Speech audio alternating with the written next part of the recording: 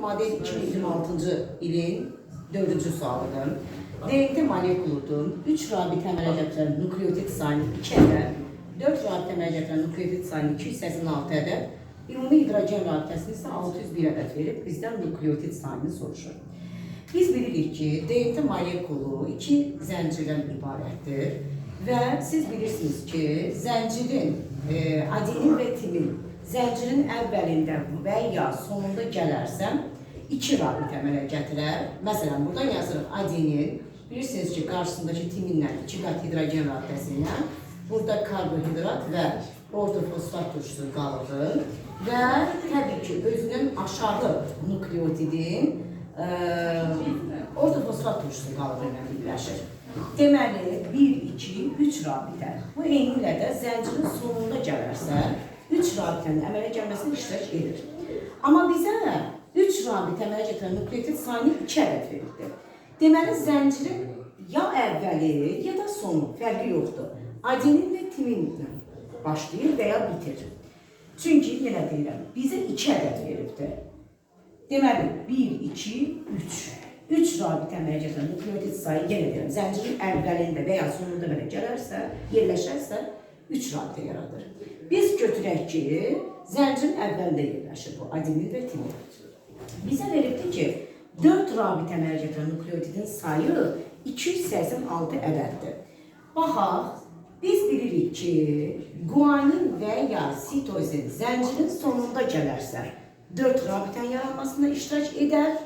Zəncirin ortasında yerləşərsə 5 rabitənin yaranmasında iştirak edər.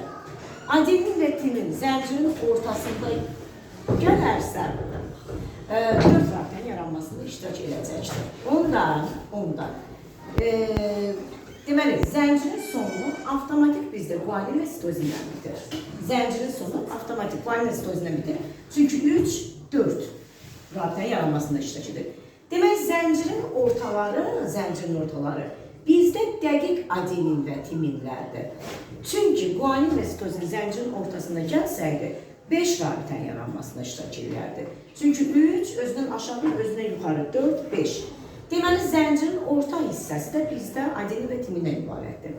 İndi, deməli, zəncirimizin sonu dəqiq guanin və sitozindən bitir. Çünki 3 özündən yuxarı, 4 rabitə yaranmasında və zəncirin ortası da adenin və timinlə yerləşir.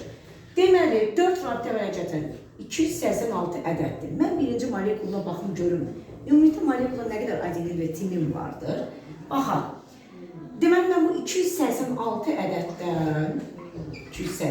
ədəddən mən çıxım bax bu ikisini, çünki bu guanin və sitozindir. 284 mən tapıram ortadakı adenin və timinin. Çünki bunlar dəqiq adenin və timindir. 284 dənə ortadakı adenin və timindir. Üstünə də gəlir bu başdakı 2 ədəd adenin və timini. Eləyir 286 ədəd. Deməli, mənim molekulumda adenin və timin vardır. Mənə burada hidrogen rabitəsini verirdi. Hidrogen rabitəsinin düsturu 2 adenin plus 3 guaninlə ibarətdir. Gətirək qoyaq yerinə 601 bərabərdir. Adenin və timinin cəmi bizi 286 plus 3 guanin. Buradan neçə edir? 400 çıxmışdır. 3 guanin bərabərdir 315, 601-dən 286-ın çıxanda. Guanin də bərabərdir 105 və salam. Deməli, biz guaninimizi tapdıq nə qədər? 105 ədəd. Bizdən ümumi nukleotit sayı soruşur. Nukleotit nəyə bərabərdir? Adenin seçilək, timin seçilək, guanin seçilək, sitozin. Adeninlə timinin cəmi zaten 286'dır. Üstünə gələk. Guaninimiz 105'dirsə, sitozinimiz də 105 ədəddir. Cəmi nə qədər eləyir? 210 ədəd. Üzərinə də gəlir 210. Nə qədər eləyəcək? 496 ədəd nukleotida malikdir. Əsas.